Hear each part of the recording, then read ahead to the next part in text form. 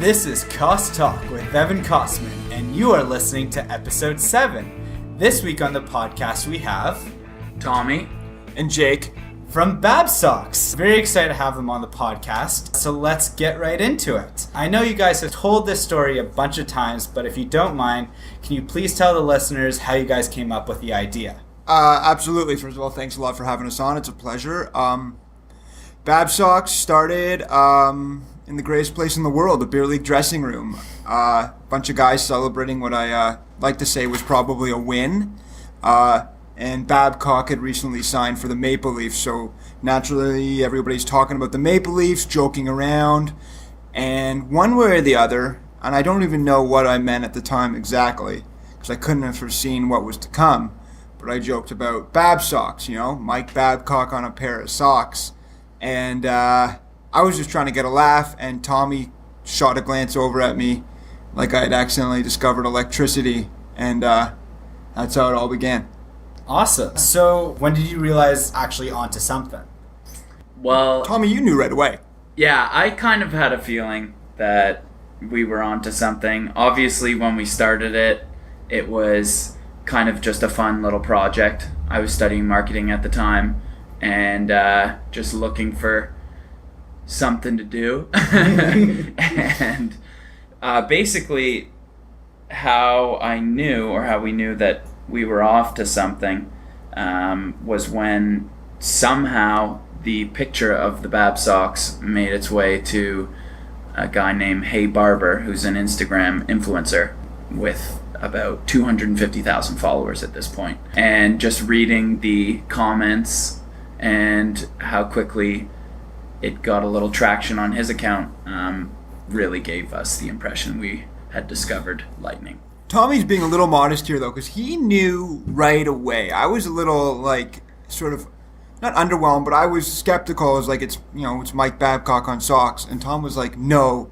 it's Mike Babcock on socks. I could tell, when you look back at it and how it all started, he knew before anybody else did that this had the potential to be, a really, really fun and enormous sort of movement in Toronto. And I'm glad he knew it. Yeah, he was the guy of the entire team that gave you that glance. He was the one who was and then that's he's something. He's the guy who went this has to be done. Yeah, it's funny because we had drawn up the idea. It must have been within days of his hiring. And naturally, Jake and I had kind of let a silly, funny, creative idea kind of fall to the wayside. I think it was around September where we kind of looked at each other and said, let's give this one a go. Oh, that's awesome. Yeah. Yeah, so you actually had a little gap between when you came up with the idea and tried to pursue it, because you thought it was just a silly idea. There are a million silly ideas that we've come up with over the years, and this just happened to be the silliest. Well, hopefully we'll get into a couple of those. So who did the Babcock and Company drawings? So Jake and I had simultaneously had that moment where we had looked for a photo and on our own had picked the same one. If you Google image Mike Babcock's face, you'll find probably pretty easily the one we picked for our cartoon, and there's no picking any other face. It just personifies Mike, or not personifies, but it sort of captures Mike just perfectly. Yeah, and from there, so we had the real life image, and I basically reached out to one of my buddies, Russ, and asked him if he knew any graphic designers, because I had no idea where to start. And this gentleman down in California had done a book cover for my friend Russ's book. My friend Russ, his mom's book. Oh, jokes. So it was the first attempt to reach a graphic designer, and he knocked it out of the park. Oh, awesome. So he got on the first try. Yeah. That's great. Yeah. Did you have any issues or concerns about clearing using Mike Babcock's face? So, when we were... yeah, definitely. It was almost something that prevented us from doing it. Is this legal? Is this not legal? And at the time, we had no means of contacting, anyone at the Maple Leafs or Babcock or anybody, and we were trying to navigate how to do this, and we thought, let's just give it a go. What's the worst that can happen? And it exploded, and just by Mike's good graces, he, said, let these boys, have a good time and keep this going. Can't say enough about how great Coach Babcock has been with what we're doing. He has been supportive and he's been gracious in the media. I don't think a lot of people in his position would behave the same way, but if this is a different person, we might have been shut down within a week. So. And how much does that mean to you that he gave the vote of confidence, basically? Well, it means everything to me. Literally, it actually does mean everything to us. Otherwise, we would have nothing. Yeah. What was the most surprising part of the product development process?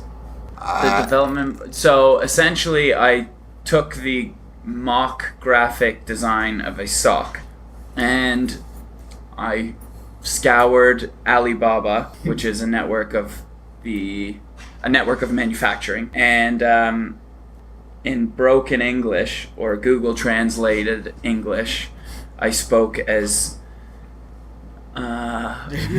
Just try. I remember watching Tommy try to communicate, to these people who spoke no English, just going, "We need socks. We want this picture. How much?" And he about flooded this out to as many people as possible. Yeah, it was horribly stressful because 4 a.m. chats. Yeah, nice, communication. One, the time zone difference. Two, the timeline, because we were getting close to puck drop, and just in pressure moments, communication really broke down. Mm-hmm. So we started with 100 pairs, and they created 50 of the wrong design. Oh, so, fine. Yeah. Those are sort of collector's pieces now, though. Yeah, no, those are worth more than the... they're the Posh and 50s. Yeah, it's funny because they're collector's items, and I would pay a lot of money for one, even though I'm the owner of the company, because I lost all mine, and I don't have any more. So if anyone wants to put a pair of the originals up on eBay, I'll make a big bid. And that's funny because Tommy's dad had a contact at a local post office / everything shop who had some contacts to China, and he went and he looked at our socks and went, these are not good enough. Let me sort it out.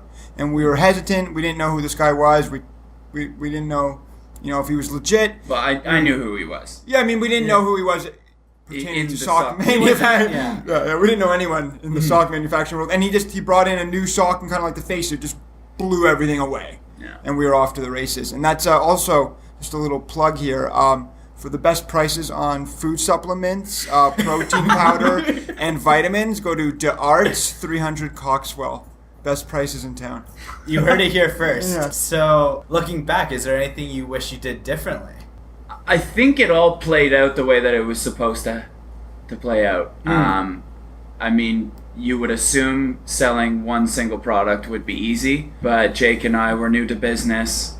We probably made every possible mistake you could make, but I think that's just the learning curve. The learning curve of business. So I mean, obviously there's certain things that we could have done earlier. Yeah, I think there's lots of mistakes we made, but every memory along the way is perfect the way it is because it's all worked out for the best. Yeah, and a lot of fun. We certainly tried our best, Yeah, which is all that we could ask of ourselves. So. No, that's what you have to do. You have to try your best. All right, so let's talk about the current product lines. Who approached you about the Molson Canadian World Cup Babsocks? So I had, after the launch of Babsocks, I had dropped out of George Brown. But dropout story. That's great. Yeah. But I had maintained a really close relationship with one of my profs, Lori Futterer, and I reached out to her. She knew what I was doing, and I had asked if she had any contacts at Molson Canadian because we thought that this would have been a home run for a promotion for the World Cup. So one thing led to another, and assuming that we were going to have a meeting in a round table at the Molson headquarters, quickly turned into cafeteria chat and Leafs talk over a couple beers, and one thing led to another, and the promotion was off to a start. One other thing, every genius entrepreneur's got a great dropout story. So Tom's off to a good start. That's sort of essential. Tom suggested it at one point, saying, wouldn't these be amazing in a beer case, particularly Molson Canadian for the World Cup of Hockey? And sort of like everything else with Babsocks, we managed to work hard and have some luck, and it all fell into place. No, it was a home run. I absolutely love the promotion. Everyone in my house at university, we all bought the cases with the socks to wear to the Russia-North America game. Oh, sweet. Yeah, so what was it like dealing with such a massive company like Molson? Was there anything unexpected within those dealings? I think we had celebrated nailing or landing the promotion 100 times before we realized that it wasn't actually done deal. There's a lot of Molson were great with us, especially considering we're such a young and new company, and there's probably a bit of risk on their end because they didn't have a lot of information about our reputation. Like Tom said, we had about 4 wild nights out celebrating the completion of the Molson deal, but there's so many hurdles to pass before you really know it's done and dusted. And by the end of it, I didn't think the deal was on until the socks were were here and on the shelves in the beer store. So it was great though. I would love to work again. I really like the initiative you took partnering with CAMH to raise money for them and spread awareness of the cause. Talk about your relationship with CAMH and how you chose to raise money for it. So from the very beginning, we knew we wanted a charity aspect to be pretty significant for this company, but we didn't know who we were going to work with, and the first 4 months that we existed, we were so all over the place. We didn't have our feet on the ground. Nothing was set in stone. We were really disorganized, and it didn't seem fair to strike up a partnership when we couldn't even get our own sort of books and balance. As things progressed, we were looking around, and mental health had become such a greater issue in hockey over the years, and personal reasons as well. And coincidentally, Mike Babcock has also been a spokesperson for CAMH because everybody knows he does a lot of work in the mental health world. And when we met with the people, we did a fundraiser for them on Let's Talk in January 2016, where we did 100% of the proceeds, and that was before any official partnership.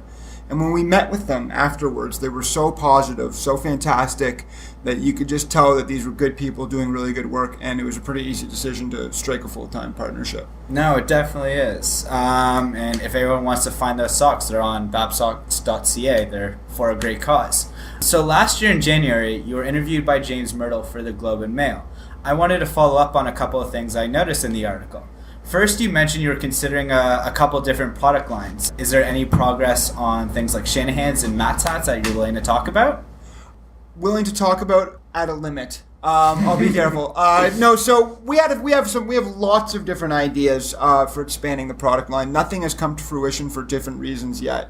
We're navigating how launching a second product is going to be a big deal for us because of the success of the first, and we want to make sure what we do after this is at least almost as popular as the Babsocks. It might be hard to replicate this phenomenon, but we definitely have other products that we're thinking about and we want to get out there.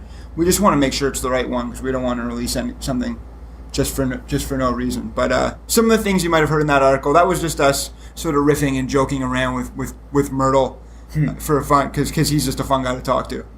So second, Tommy, you mentioned it'd be a dream to do this full time. Here we are interviewing you in your Mount Pleasant storefront. How crazy that you're able to do this full time. It's fantastic. I mean, considering that we have a shop now is hilarious to me. And basically how it came to be was my buddy Nate had gone to university with Cam, who happens to be the manager at the theater. Now this particular location or retail location had been vacant for about 5 years. Something like that. It was a dusty piece of... Yeah, it was barren. Yeah, it was barren. And I had worked in construction for my working career, so got together with a couple buddies and built the shop, and now we have an office in the back. So yeah, now it's a full-time gig, and I couldn't imagine doing anything else, to be completely honest. Beyond Babs, who's the craziest person you've seen wearing the socks? Willie Nylander was spotted in a photo a couple of weeks ago at Victor Love's bachelor party. And that was extra special to me, that photo, because David Pasternak was in it, and I had him in my fantasy league, and he was just a monster for me. Yeah, you know what? There's lots of really funky, cool people out there who have worn the socks. We've also sent them to like about every corner of the earth. So I'd like to see Lou in a pair. Yeah, I'd like to see Lou in a pair. I'll leave it at that. As long as you cut your hair and shave the beard, he might consider it, right? Yeah. All right, so this is a question from James Mirtle. When are you shipping the Mirtle neck sweaters? Good question, James. First, we're doing the market research isn't going very well on the Mirtle neck sweaters. We're not getting a great reaction from the public. We said, what about any other style Mirtle products? People are saying, no, we don't want that. No. That was a long-running joke between us and him, and we're just making sure we nail the design. Mm-hmm. Yeah, because a world-class rider deserves a world-class turtleneck. Oh, absolutely. Let's take a quick break from the interview with Tommy and Jake to remind you to please rate and subscribe wherever you get your podcasts.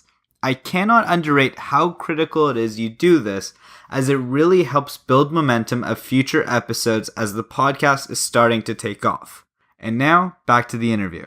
So I couldn't have the Babsocks guys on without talking a little bit about the Leafs. How long have you two been Leafs fans? We're Toronto boys, so it started very early. I have Irish parents, so I don't have I wasn't taught the history lessons of the hockey club, but I think I started playing hockey when I was 5 or 6. Couldn't skate, but I learned how. Yeah, lifelong. It's just, my dad was a Leafs fan. His dad was not a Leafs fan, so that doesn't keep going on. But it just happens. When you start watching Hockey Night in Canada when you're a kid, playing road hockey, being on the Leafs when you're young, being Gilmore, being Clark. Sundin. I was like, when I was being players, it was Gilmore and Clark. Sundin was my favorite player, but I was more like 12 years old then. So are you guys all in on the current Shanna plan, and where do you see the team going from here? I can't believe how good the Leafs are. Just it is mind-blowing. Considering, if we're completely honest, in about 2015, not only were they just about the worst team in the NHL, they had what seemed like the worst collection of futures and assets, and now I think you can honestly say, and a lot of people always say Leafs fans overvalue what they have, but I think you can honestly say that they might be best set up for the future in the entire league. And that's never been the case since I've been alive. So, all in on the Shanna plan. And what's your current take on the off-season moves by the Leafs? I love bringing in Marleau. I think the fact that it's a front-ended contract means that there's zero risk. There's young kids in the dressing room that could do with some leadership, and just having a vet around the room that's been there and done everything can only help. Yeah, I like that it shows that they think and want to win the Stanley Cup in the next couple of years, and I think that's the right way to do it. So I think there's risks, when you do these sorts of things, and I mean, it's so short, it's not that big of a risk, but I just think it's good that they believe in this group enough to go and make an acquisition like that says we're going to go for it all, because they should. Oh, absolutely. I want to see a championship in my lifetime. I assume you guys do the same, and this is probably our best shot, especially in the entry-level contracts of Matthews and those guys. You got to take advantage. Yeah, absolutely. It's an exciting time to be a Maple Leaf fan. It's going to be... Last season was crazy. I think this season can only get even crazier as some of the kids take an extra step, which is crazy that they're going to be better than they were last year, but it'll be really cool. Yeah, you don't think it can get better than the rookie years, but it somehow always does. All right, so to end every podcast, to build a little bit of continuity between episodes, I have my guest ask the next guest a question. So your question from last week was from me, which is, did you always see yourself doing the job you have now, which I'm guessing not? And if not, what was the job you always thought you were going to do? When I was in grade 2, we were having a career day, and I put my hand up, and I said, Miss Sullivan, when I grow up, I'm going to be a sock salesman. And she went, Jake Mednick, that is a fantasy, and you will never, never, never sell socks. I ran home, I cried all night, and I picked myself up the next day and said, I'm going to do what it takes. What was the job I thought I was going to do? I'm not sure. I never had much focus. And Tommy? I wanted to be a professional athlete. So, growing up in Toronto, played a lot of hockey, but then the family up and moved to Ireland. So, kind of shifted focus on sport, and I actually ended up playing a lot of soccer. And I went down to the States for university, and I was academically ineligible my senior year, which was an absolutely devastating blow. But I knew that I had to come home after that, and it's Being just involved been in sports in a different way. yeah, being involved in sport in some capacity was always the plan, and I couldn't be happier with where we are now. So it all worked out in the end. No, that's awesome. So, do you guys have a question for the next guest? It can be silly, it can be serious. It's not going to be serious. Very likely going to be silly. Tom, do you have any good questions? Who's your Ninja Turtle? I don't know. That's fair. That's a great question. All right, can we leave it at that? Thank you guys for being on the podcast. It was great having you on, and I'll talk to you listeners next week. Thanks, man. All right, to end the episode, I have a little treat. Babsocks has been kind enough to give me a home and away pack to pass along to you, the listeners, as a giveaway. That's right, one pair of the original blue home Babsocks and one pair of the white Babsocks. To enter the giveaway, there are 3 easy steps. First, go to the KossTalk Facebook page and give us a like. Second, go to the pinned post on the KossTalk Facebook page and give a like to that post. The third step is write in KossTalk Babsocks giveaway. That's it. You're submitted. If you wanted to double your submissions, if you could be so kind as to share the post, it would help spread awareness to the podcast and the giveaway, but also it would double your submissions, doubling your chances at winning the 2 pairs of Babsocks. The cutoff for submissions is Saturday, July 29th at 9 p.m., and the winner will be announced on the next podcast on Monday, July 31st, and on the Facebook page Tuesday, August 1st. As I said in last week's podcast, I am making some moves to make this podcast bigger and better than it already is, and this is only the first step of what's to come. Before I close out, a big thanks again to Babsocks for being on the podcast. They were hilarious, and I hope you enjoyed the episode. Also for the socks for the giveaway. Other than that, thanks for listening, and we will be back next week with the winner and a new episode. Bye, everybody.